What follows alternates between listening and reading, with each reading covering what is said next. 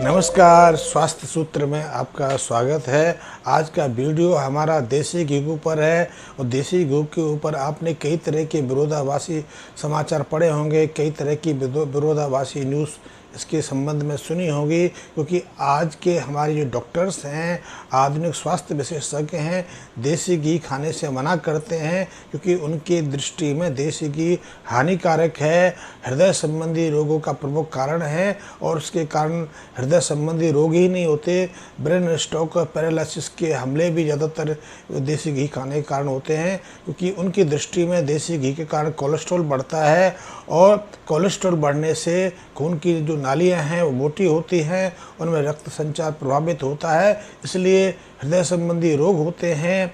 उसके बाद पक्षाघात होता है, ब्रेन स्ट्रोक होता है, किडनी की बीमारियां हो जाती हैं। लेकिन यथार्थ ऐसा नहीं है, क्योंकि ये पश्चिमी अनुसंधान पर आधारित रिसर्च हैं। भारत में किसी भी डॉक्टर ने, किसी भी हृदय रोग विशेषज्ञ ने कभी ना तो देसी घी के ऊपर कोई रिसर्च की है, कोई शोध अध्ययन किया है, ना उसको उन्होंने उसका विश्लेषण कराया है कि वो उसमें क्या गुण हैं, क्या अवगुण हैं। हम शताब्दियों से देसी घी को एक औषधि दृष्टि से प्रयोग करते रहे हैं, क्योंकि जो दूध होता है वो आहार होता है।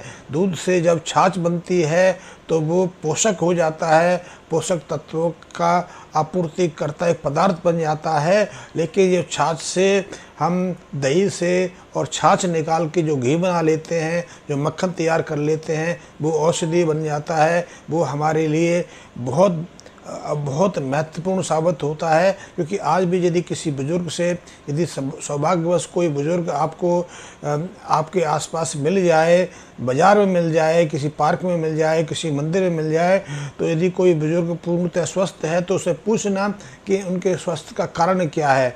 और ऐसे बुजुर्ग जो 80 साल के आसपास हैं, यदि स्वस्थ हैं, तो वो आपको एक ही बात बताएंगे, क्योंकि उन्होंने बचपन में, उन्होंने अपनी जवानी में घी दूध खूब पिया है, खूब प्रयोग किया है। और एक घी का प्रभाव है कि वो 70 और 80 साल की उम्र में भी और लोगों की तुलना में ज़्यादा स्वस्थ हैं, किसी बीमारी से ग्रसित नहीं है। उन्हें किसी तरह का ना तो हार्ट संबंधी रोग है, ना हाई ब्लड प्रेशर है, ना डायबिटीज़ है, ना कोई अन्य रोग है। लेकिन इसके विपरीत जो लोग औषधीय रूप से, चिकित्सीय परामर्श से बड़े हुए हैं, जिन्होंने जीवन अपने जवानी में घी की जगह रिफाइंड तेल का प्रयोग किया है, जिन्होंने टॉनिक्स लिए हैं, जिन्होंने आधुनिक दवाइयाँ का सेवन किया है, उनको यदि उनमें से कोई आपको 60-65 का कोई बुजुर्ग मिल जाए तो उनसे पूछना कि उनकी बीमारी का कारण क्या है, वो स्वस्थ क्यों नहीं है और उनको कौन कौन सी बीमारियां हैं। तो वो बताएंगे कि उनको जितनी भी आप बीमारियां सुनते हैं, सब बीमारियां उनको मिल जाएंगी।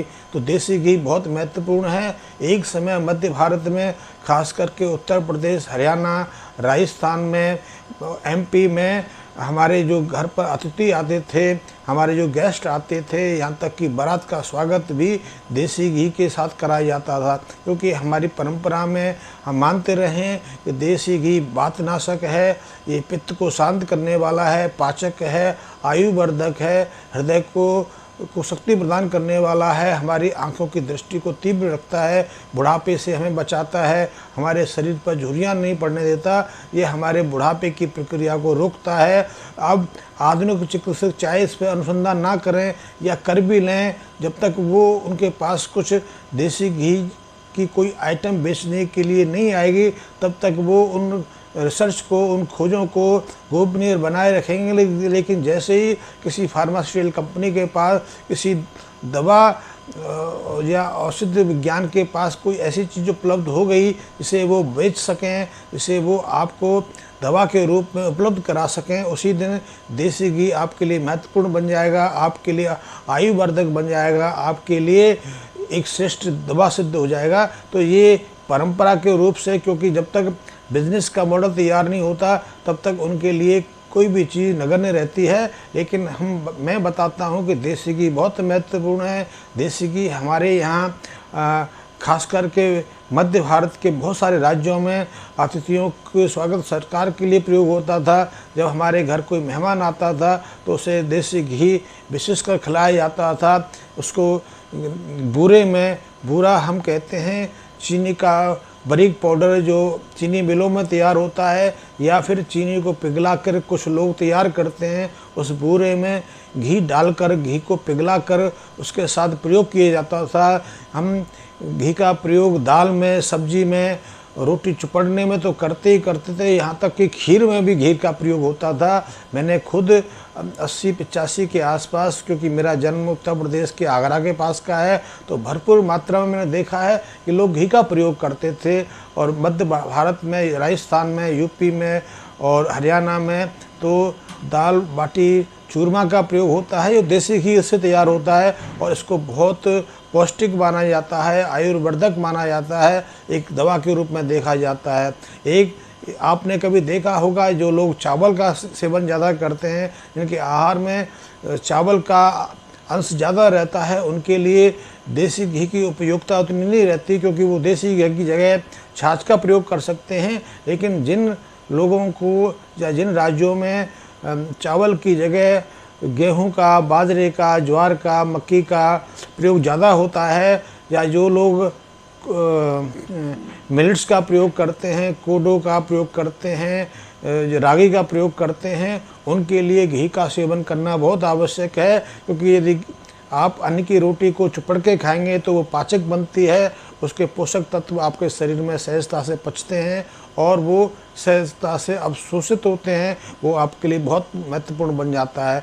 इसीलिए आपने देखा होगा कि हमारे यहाँ जब पार्टियाँ होती थीं, दावतें दी जाती थीं, जब ब्रह्मभोज जैसे कराए जाते थे, तो सबसे पहले घी बांटा जाता था, बूरे के साथ में घी प्रयोग किया जाता था, या सब्जी में, दाल में या खीर में घी का प्रयोग होता था। क्योंकि घी के सेवन से यदि आप भोजन शुरू करते हैं तो भोजन चाहे कितना भी भारी करें, कितनी गरिष्ठ खा लें, आपको वो शीघ्र पाचक हो जाता है और शरीर में जाके वो बहुत सहजता से पचता ही नहीं, उसका सब पोषक तत्व आपके खून में मिल जाते हैं। क्योंकि घी बहुत महत्वपूर्ण है।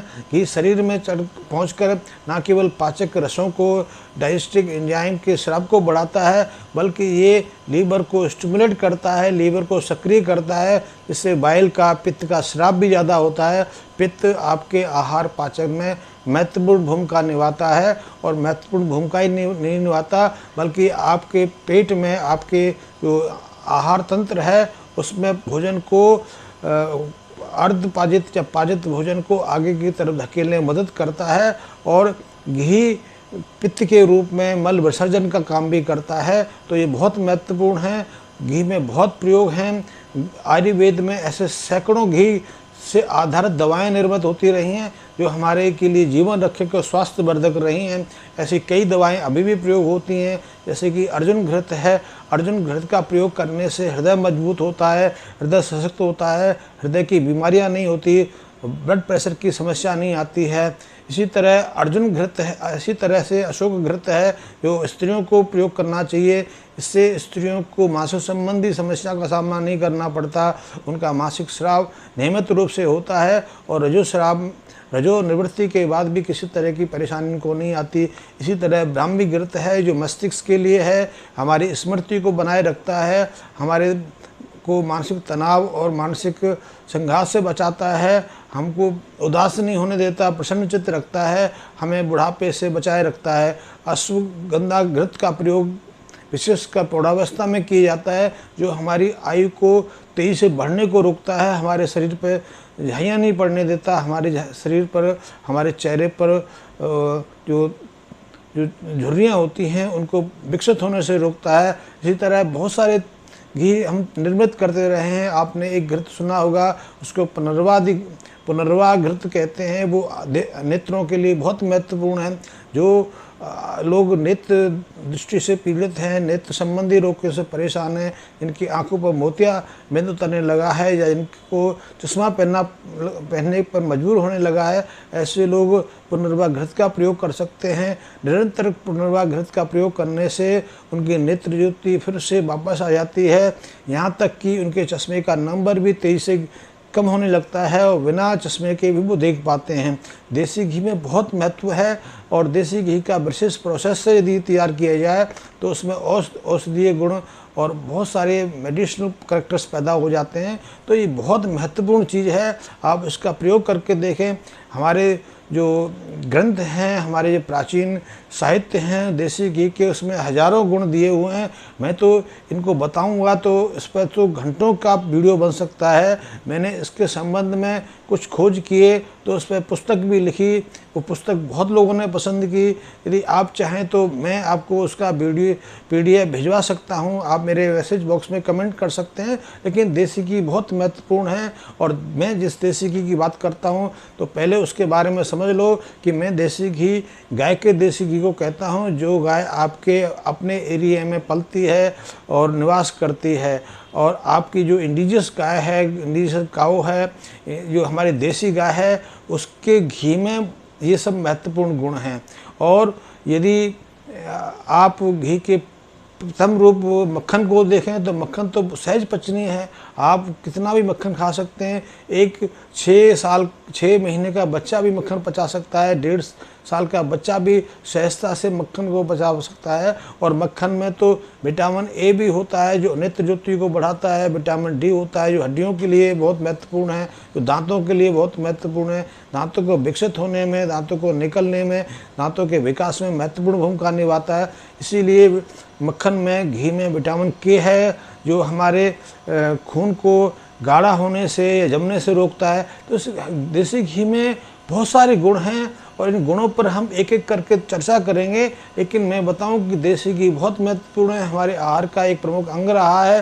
लेकिन जब से पश्चिमी मीडिया ने, पश्चिमी औद्योगिक जगत ने इसमें दोष निकालने शुरू कर दिए, दोष बताने शुरू कर दिए, तब से हम लोग भी भ्रमित हो गए, हमारे डॉक्टर्स भ्रमित हो गए, हमारे चिकित्सा विशेषज्ञ भ्रमित हो गए और बिना किसी शोध अनुसंधान के सिर्फ एक पर पार्टी को पीटते हुए वो उस पर विरोध करते हैं, निषेध करते हैं। लेकिन यदि एक हृदय संबंधी रोगी घी का प्रयोग करता है तो वो अपने रोग से मुक्ति भी पा सकता है। हमारे यहाँ एक कहावत प्रचलित रही है कि जो लोग अपने दिन की शुरुआत उषा पान से करते हैं, प्रातःकाल उठकर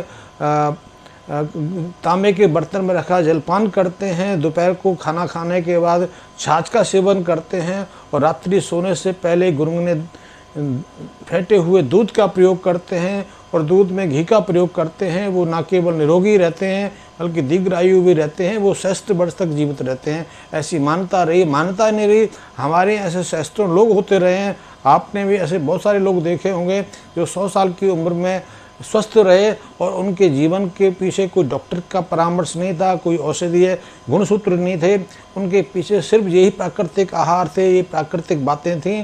तो ये वीडियो बहुत महत्वपूर्ण आपके लिए साबित हो सकता है। अगला वीडियो मैं छाछ के ऊपर लेके आऊँगा, छाछ के औषधि गुण बताऊँगा। मैंने अभी घी के औषधि गुण नहीं बताए, घी की एक सिंपल सी मैंने परिभाषा आपके सामने रखी है।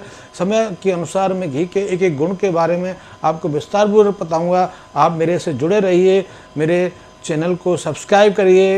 यदि आपको कोई आवश्यकता है किसी बात की तो आप मेरे मैसेज बॉक्स में कमेंट कर सकते हैं। धन्यवाद।